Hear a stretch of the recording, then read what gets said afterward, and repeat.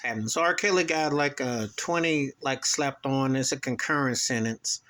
And I gotta ask what I thought about it. I've said that he broke laws. He has to do time and, pay the price. I can't, I don't condone actions, But I always know that if he's got to do time, then everybody involved should.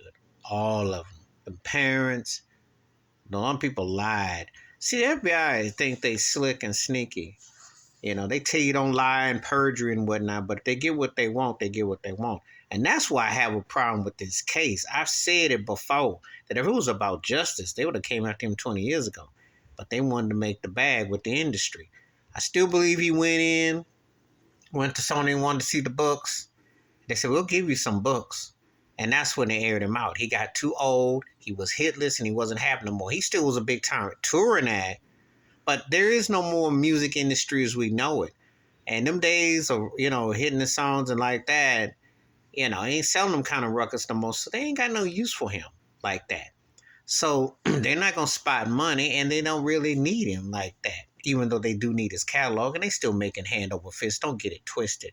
They are still raking in money. Every time he gets a sentence or something comes up, they're going to make dollars off of him. Because he's tied to the Ministry Plantation. But the problem is that he ran into is that you got to be careful with the company and the choices you make. You got to be smarter. As an artist, he's one of the best to ever do it. On the personal side, he's flawed like the rest of us.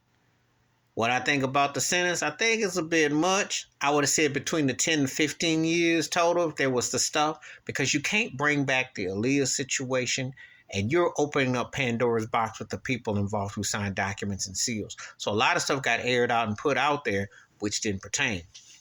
Do I believe all these people were victims? No. A lot of them were grown.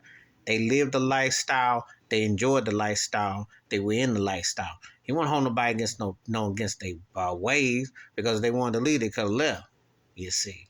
The problem is his money got funny. He said the wrong thing to the wrong person, and they came to collect. That's usually how it go. It's not like all of a sudden we've been sitting on this, because everybody knows. Everybody knows. And I can name the names of the people. The one person that I will say that there was a couple of people that got off the wagon before was, I will say, George Daniels, Chicago music promoter and what have you. He left R. Kelly back there after the Happy People Project. They had a falling out, etc. He got out of there. A lot of others stayed on the wagon, and then they sat on and what have you. But the thing is this. People who were about him right should have been correct with him. They weren't. But this case feels like it was a bought and pay deal with Dreamhampton, the government, and the music industry. And I do allegedly feel that Jay-Z and some others had a hand in it, and they put money together to try to burn. But the interesting thing about this sentence, yes, 80 seems like a long time if he lives to make it out and what have you. But they have to let him out, and he has to live, because then it doesn't seem as suspect and fixed as it looks. Because looking at the case and everything doesn't add up, how a documentary gets you locked up. I'm not saying that he don't deserve some time or something for the actions when they're proven. But a documentary is what gets you locked up? That don't even sound coherent. But R. Kelly is a message to black entertainers and entertainers, athletes, etc. You better watch your back, because the Hollywood Plantation is coming to get you. And when I say it, I mean it. They not going to play around like they did.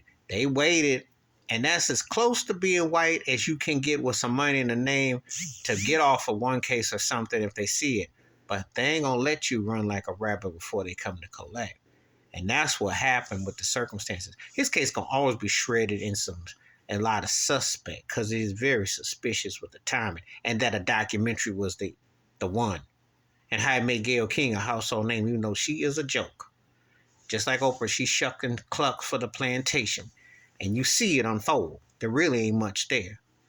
But that's what happened. But he has to have, he's on his own personal. He has to be accountable for it, but there's a lot more to it. And I always say that. There's a lot more to the circumstances than meets the eye. And this case and his conviction ain't about justice. It's just a payback and the way they got it. Please hit like, subscribe, welcome thoughts, comments, and I do respond. Thank you. Wash your hands, keep your mind clear, watch out for another shit of it if you want to, and there's always a lot more to it. But R. Kelly is a message to black entertainers and athletes.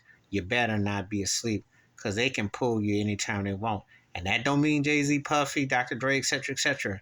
You're not out the woods if somebody comes after you. T.I. too, because I'm watching. The streets is watching. I'm out.